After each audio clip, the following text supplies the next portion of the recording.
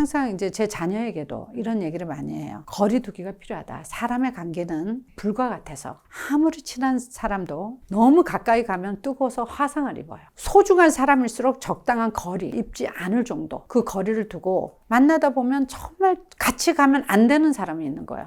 왜냐면은 내가 성장을 하려고 나도 애를 쓰고 있는데 옆에서 어떤 공감과 격려는 못 해줄 망정, 야 그거 되겠냐? 늘 부정적인 피드백을 나를 해서 나를 힘들게 하는 사람, 이런 사람을 옆에 두면 내가 성장할 수가 없죠. 왜냐면 발목을 잡는 거잖아요. 그럴 경우에는 단칼에 딱 끊어버리는 것보다 우리가 숲을 예를 든다 그러면 숲에 길이 있었던 건 아니잖아요. 우리의 지금의 관계는 어떻게 보면 얇고 넓은 관계가 많이 돼 있다고 보면 돼요. 없던 숲에 길이 생긴 거죠. 근데 우리가 이 사람은 아니다 이렇게 했을 때는 그걸 딱 무자르듯이 자르지 마시고, 우리가 숲의 길을 많이 다닐 때 자주 다니면 어떻게 돼? 길이 되죠.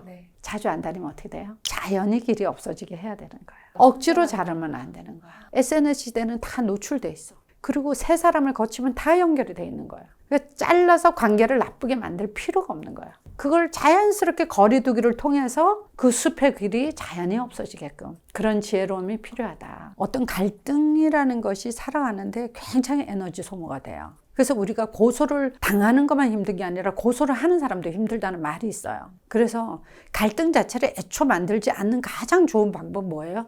아까 처음에 얘기했듯이 사람은 불이라고 생각해서 이걸 가까이 가면 화상을 입는다고 생각하면 적당한 거리를 유지하잖아요. 서로가 갈등이 생길 거를 많이 줄여요. 상대를 어려워하기 때문에 어렵게 만들어야 돼. 우리 친구가 셋이 있으면 꼭 싸우는 사람들이 누구예요? 셋 중에서 둘이 친한 애들끼리 싸워갖고 나한테 다시 오잖아. 그래서 서로 예의를 갖추고 가까운 사람끼리, 그게 굉장히 중요한 것 같아요. 어렵게 대하는 걸 조금 더 저희가 실전에서 할 수 있는 그런 방법이 있을까요? 대표님 어떻게 대하세요? 저는 이제 항상 웃고 사람들한테 상냥을 하게 하고, 이제 보이죠. 이 사람은 10m에 둬야 할 사람, 이 사람은 5m에 둬야 할 사람, 이게 보이죠. 객관화가 되죠. 아무래도 그 사업을 40년 했으니까. 그래서 그 노하우를 우리 자녀한테 많이 이제 전수를 하죠. 처음부터 간격을 둬야 된다고. 가까이 가면은 서로가 예의가 없어지게 돼 있어. 우리끼리니까. 우리가 사업할 때도 그렇잖아요. 우리끼리니까 무슨 계약서야. 거기서 문제가 생기잖아요. 우리끼리니까 써야 되는 거예요. 가까운 사이일수록. 그러니까 그런 식으로 건강한 관계를 가지려면 부모, 형제도 마찬가지라는 거죠. 꼭 남하고 타인하고의 관계만 있는 게 아니에요. 그래서 거리두기를 통해서 건강하게 서로가 오래 갈 수 있는, 그게 좀 필요하지 않는가. 자연스럽게 거리를 둬야 되는 사람들의 어떤 그 특징들이 있을까요? 대표님께서 쭉 보셨을 때? 지나치게 이렇게 오버하면서 다가오는 사람, 그리고 거짓말을 하는 건 제일 나쁜 거죠. 거짓말. 그런, 우리가 인간 관계라는 거는 신뢰가 없으면 힘들어요. 신뢰가 첫 번째야. 그러면은 뭐냐면은 우리가 타인만 평가를 하는 게 아니라 내가 사람들이 볼 때 어떤 평판이 어떤가, 나는 사람들한테 신뢰감을 줄 수 있는가에 나의 행동이 우선 돼야 되겠죠. 그 사람이 말에 대한 책임감, 행동에 대한 책임감, 이거를 줄 수 있는 사람인가, 그거가 먼저 되어야겠죠. 이렇게 나는 누구 알아 이러면서 이렇게 많이 끌어다 쓰는 사람들. 왜 이렇게 만나면 자기 얘기를 해야 되는데 자기 얘기는 없고, 나는 뭐 누구를 알고 누구랑 친구인데 뭐 걔랑 가까워, 뭐 이렇게 같이 어제도 차 마셨어, 술 마셨어, 이런 저기는 남의 얘기고 실제 만나보면 둘이 그렇게 친하지 않단 말이지. 본인이 자존감이 적고 내세울 게 없고, 그러니까 본인이 흔들리고 있으니까 남의 거를 많이 갖다 쓰는데, 제가 그런 얘기 하거든요. 사인을 받으려고 줄 서지 말고 사인하는 사람이 되라는 말을 하거든요. 그 시간에 나한테 투자하고 자기 개발하고 책 하나 더 읽으면 내가 단단하게 내가 딱 찾아 있으면 나를 중심으로 사람이 오는 거예요. 굳이 내가 쫓아가서 친구를 사귀려고 노력할 필요가 없는 거죠. 내가 성장하면 그게 필요라는 사람들이 모여요. 그래서 내가 중요한 사람이 되는 거예요. 내가. 그러니까 그거는 아까 얘기한 시간하고도 관련인 거예요. 내가 하루의 시간을 어떻게 안 빼는 거야. 내가 다른 사람한테 가서 그 사람을 친해지려고 시간을 보내려고 에너지를 쓸 것인가. 그 시간에 내가 내 자신에게 투자를 해서 내가 성장을 하면 굳이 내가 누구를 알려고 노력하면서 가만히 있어도 연락이 다 옵니다. 시간 좀 내달라고. 그럼 그때 골라가면서 시간을 안배하시면 돼요. 그 천천히 멀어진다는 게 굳이 적을 만들지 마라, 이런 의미랑 통하는 걸까요? 그렇죠. 왜냐하면 한 사람의 적을 만드는 건 뒤에 10,000명이 있어요. 내가 잘못하지 않는다 해도 뒤에서 그 사람은 나를 욕을 할 거 아니에요. 굉장히 그거는 중요한 거예요. 어떤 사람이 나에게 온다는 거, 그 사람의 역사가 온다는 말이 있잖아요. 3대의 역사가 온대요. 그냥 역사가 아니래. 자기 유치원 친구서부터 다 끌고 오는 거야, 나한테. 그러면 그 역사가 왔을 때 좋은 관계가 되면 어떡하겠어? 그게 레버리지잖아. 그 사람의 역사를 내가 다 레버리지해서 나한테 오는 거고, 악연이면 어떻게 하겠어?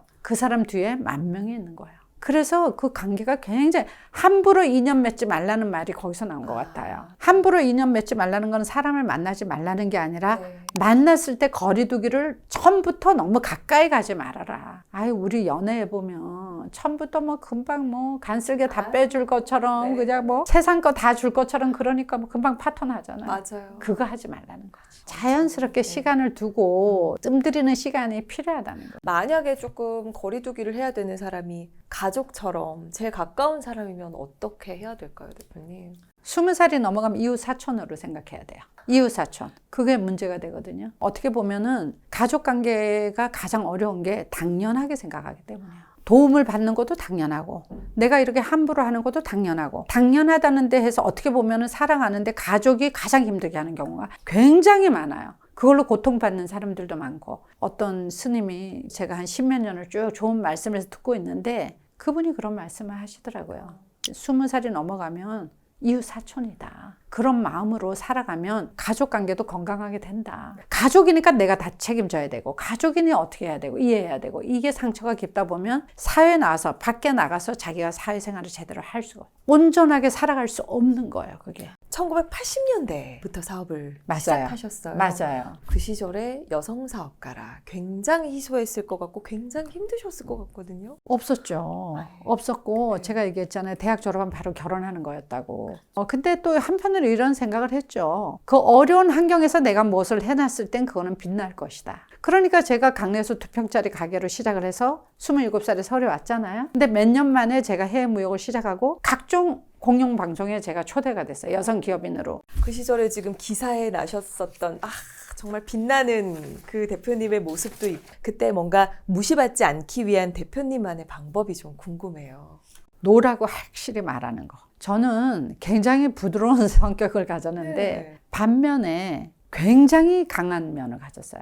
그 강한 면은 어떤 데 나오냐면 내가 불이익을 당하고 불합리하다고 생각했을 때는 확실하게 노라고. 우리가 직장 생활을 하는데 우리가 뭐 가스라이팅이다 뭐다 이런 말이 많이 나오잖아요. 작은 사소한 거라도 나는 이거 화나는 포인트야. 나 이거 굉장히 기분이 안 좋아요. 이거를 2번 다시 안 해줬으면 좋겠어. 그걸 강력하게 얘기를 해야 돼요. 저는 특히 은행을 거래하는데 결혼을 안 했거든요. 42에 결혼을 했는데 대출을 받으려고 하니 남편 보증을 쓰라는 거예요. 그래서 내가 너무 어이가 없고 장난하는 거잖아요.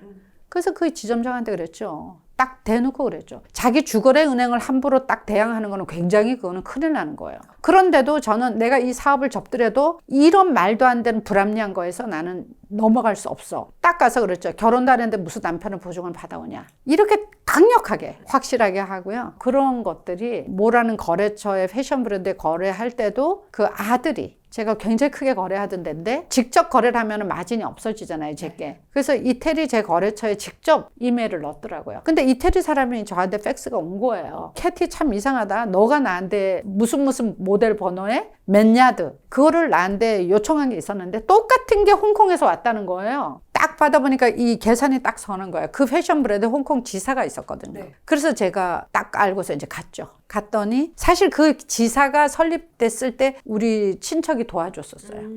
근데 그런 백그라운드를 모르는 거예요, 그 아들은. 그래갖고 제가 찾아가갖고 주거래처 저희 매출의 80%면 화를 낼 수 없죠. 근데 저는 그런 거 저희 회사의 80% 매출을 하더라도 절대 그냥 넘어가지 않아요. 룰을 어긴 거잖아요. 그래갖고 찾아가서 바로 그 아들이 아닌 아버지 방으로 바로 들어갔죠. 그래서 강력하게 저는 이 회사를 위해서 정말 13시간 비행기를 타고 다니면서 이렇게 노가다를 하면서 이 회사의 브랜드 가치가 올라가게 이렇게 기여를 했는데 이렇게 뒤통수를 칠 수 있느냐. 이것이 당신이 정말 시장에서 청바지 팔면서 지금까지 온 걸로 알고 있는데 그게 굉장히 존경하는 사업가였는데 자식 교육을 이렇게 시켰냐 이랬더니 이분이 깜짝 놀라서 아들을 홍콩으로 좌천시켰어요. 걔가 이제 그쪽 후계자였는데 그러니까 불합리한 거에 대해서는 아주 단호하고 당당하게 내가 어떤 불이익이 오더라도 그렇게 하는 것을 했을 때 함부로 내 주변 사람이 저 사람이 항상 이렇게 온화한 미소 속에 저 사람이 단호함이 있다는 걸 알려줘야 돼요. 직장에서 우울증으로 병원 다니시는 분도 굉장히 많아요. 누구 때문에? 직장 상사 때문에. 그래서 꼰대가 많잖아요. 젊은 꼰대가. 그랬을 때는 어떻게 하겠어요? 이런 질문을 제가 댓글에 많이 받거든요. 그럴 때는 그 사람이 나를 무시하거나 함부로 하면은 그 사람을 점점 멀리하면서 행동이 이렇게 소심해지잖아요. 근데 상대가 알고 있어요, 그거를. 그러니까 그럴수록 여유 있게 부장님, 과장님 오늘은 커피 한 잔 시원한 아이스 커피 하나로 시작하세요. 그리고 출근할 때 딱 사갖고 가서 책상에 딱 놔두고 항상 감사합니다. 옆에 계셔서 든든합니다. 멘트를 날리라는 거죠. 미운 아이 떡 하나 더 주고 점점 멀리하고 그 사람을 피할수록 이 관계가 개선되지 않아. 그럴수록 아주 나는 아무 일이 없는 것처럼 너가 어떻게 해도 나는 하나도 지장을 받지 않는 표정 관리 그런 거를 딱 하면서 딱 커피 한 잔, 아이스 커피 한 잔. 휴가 잘 갔다 오세요 하고 멘트 날리고 오늘 생일이죠 하고 스벅 딱 날리고 예상치 않는 어떤 그 선물과 그런 멘트를 통해서 그 마음을 사는 거죠. 그러니까 여유롭게 상대를 대처하는 거예요, 이거는. 제가 아까 얘기했죠. 갈등은 나를 갉아먹는다고. 네. 힘들어. 직장을 못 다녀. 연봉 다 포기하고 그만두려는 사람도 있어요, 내 주변에. 나하고 상담을 해. 그래서 내가 그 사람한테 왜 포기를 하느냐. 이렇게 해라. 오늘 너무 예뻐요. 그분은 또 여자 상사예요. 옷이 그 색깔이 너무 잘 봤습니다. 다음에 출장 갈 때 꼭 우리 부장님하고 같이 가고 싶어요. 하라는 거지. 왜 연봉을 포기하냐고. 할 필요가 없는 거예요. 그게 처세술이잖아요. 처세술. 사람이 어떤 환경이 나를 맞추게 하면 안 되는 거야. 왜? 나 외에 이 세상 모든 수억의 사람은 나랑 다 달라. 다 달라. 부모형제 다 다르죠. 같은 엄마한테 태어난 형제도 다 달라. 네. 근데 나한테 맞추라고요? 아니요. 내가 그 환경에 맞추면 되는 거예요. 그런 유연함을 갖는 필요가 있어요.